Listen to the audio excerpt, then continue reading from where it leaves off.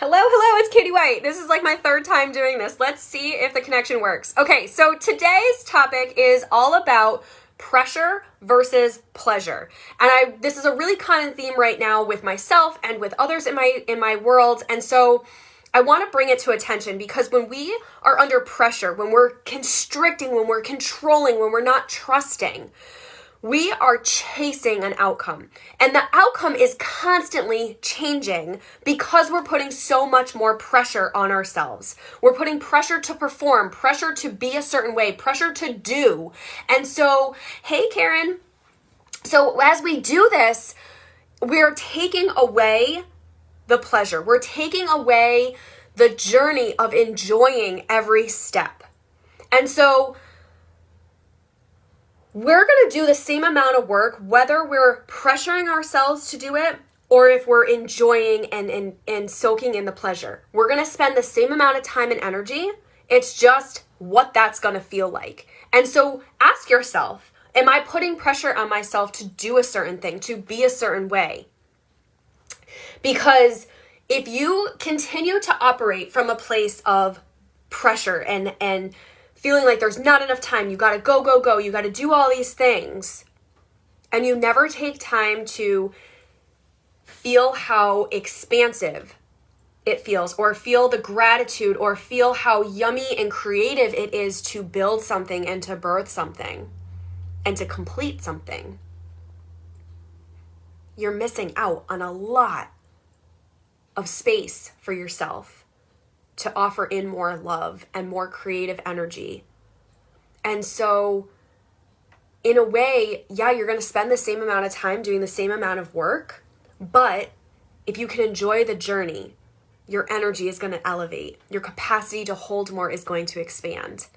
And this is the part of creating a new identity for yourself to fit into. Because I worked in IT for a decade, and so technology comes really easy to me. And also really annoying when things don't work, like when I have to try the same thing 3 times. That also irritates me. Hi. Anyway, my analogy here is that if you continue to do software upgrades on an old computer, it's still an old computer. It's not going to actually do any good, right? You have to change the programming. You have to change the hardware. You have to change that in order to be able to create this new identity. We cannot keep going with this old programming in the old hardware. We have to upgrade it. We have to come forward with it. So Laura and I just talked about this in our podcast that's going to be dropping next Tuesday as well. But it's about really coming up with that new program for yourself to shift your nervous system in a space of, instead of using fear as the motivator to do the thing, to actually enjoy it, to savor in the experience. When we use fear, it's really that we're avoiding. When we use fear to avoid creating, that's what it ends up doing. I just got tongue-tied there. When we get into the space of putting pressure on ourselves because we're letting fear motivate us, it's when our creativity crashes. It's when we become so dependent on just surviving, just getting through.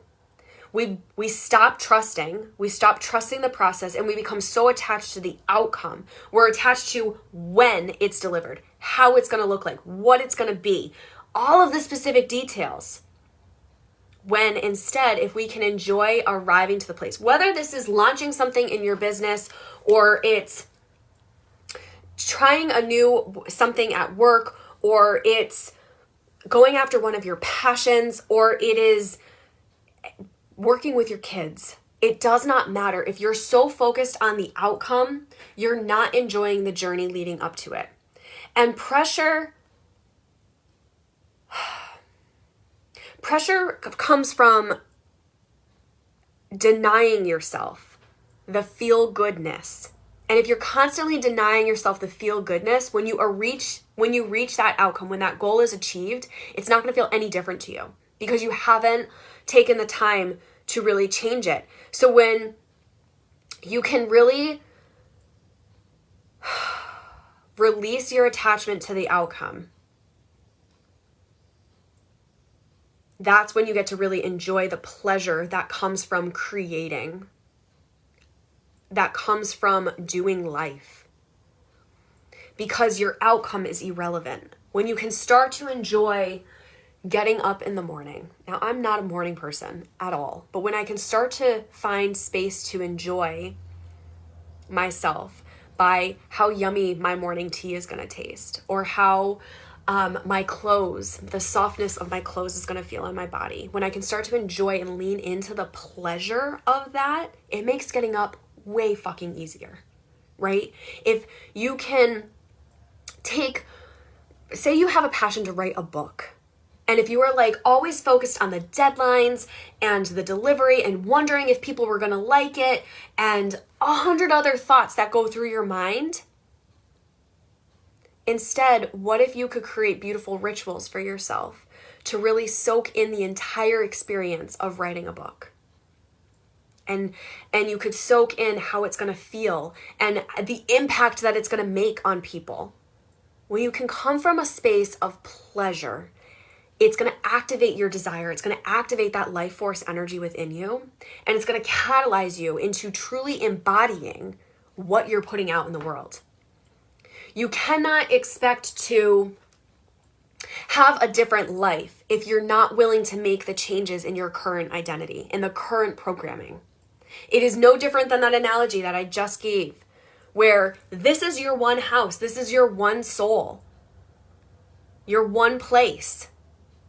It's up to you to update the programming. When I talk about programming, I mean nervous system reprogramming.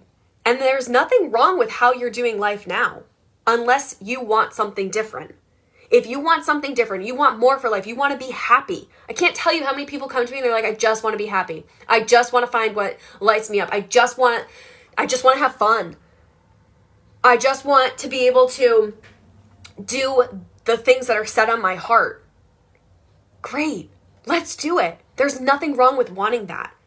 But that does take a certain level of energy and investment in yourself to decide that you can change, that you can shift the beliefs that are within you that are holding you back. So this whole idea of pressure comes from a place of fear. So how can you utilize your heart's mission, your heart's desires, to enjoy the journey a little bit more? Taking full pleasure in the whole experience. Finding a way to make it really nourishing for your body and for your mind and to be seen. Because that creative power that comes from pleasure is going to activate you into continuing to go after your intentions, to go after your desires that you have, but you have to hold the space for it. How do you create more capacity within your body? You create that capacity by being seen, by being heard by others. So this is something that I've been really passionate about, really helping myself and clients through this past week especially. And I think that it's an important lesson for us. And it's a recalibration. If it's something that you want, if there's something that you want, it is going to require new programming. It just doesn't happen. You have to decide. That's when it can happen, right? When you decide. So I invite you into exploring your whole body happiness in all of the several ways that you can do this. You can do this on your own, in your own way. There are thousands of healers and coaches out there. If you feel drawn to me, I'd love to be able just to hear about your journey and see if we're in alignment with what I have to offer you and what I can bring for you. There are immersive retreats that are happening in June and September. There are group coaching program called Turned On that is an incredible catalyst to moving you forward, to allowing everything in life to turn you on, to ignite that life force energy, to allow that true divine feminine come out within you. There's lots of other stuff in the works. You can also book an Akashic Activation for $55 for 30 minutes with me, and we get to dive into your energy, coming up with, bringing forward the codes that will activate you going forward. Those are amazing activations to see just where your energy is, where you want to go, and what actionable steps you can take. So there's amazing ways that you can do this work. My YouTube video has a ton of free options. There's a podcast out there with Laura Mazzata on the Akashic Musings podcast, where we're doing a whole 8-episode series leading up to our To Be Well Loved retreat, which is going to be freaking incredible, using relationships as that catalyst to your soul's deepest embodiment. The Immersive Retreat happening in June in New Haven, Connecticut is another great space for the woman who's ready to face her shadows and allow that darkness, allow that pressure to bring her pleasure in holding her heart's life's mission. These are incredible opportunities for you to welcome yourself, to find more pleasure in this healing journey. It's not all sunshine and rainbows. There's days you're going to wake up and not want to get up out of bed. But on the other side of that, as you work through that, as you hold the space for those feelings that feel heavy and icky, once you hold them, once you let them be seen, they start to dissipate and they start to disappear.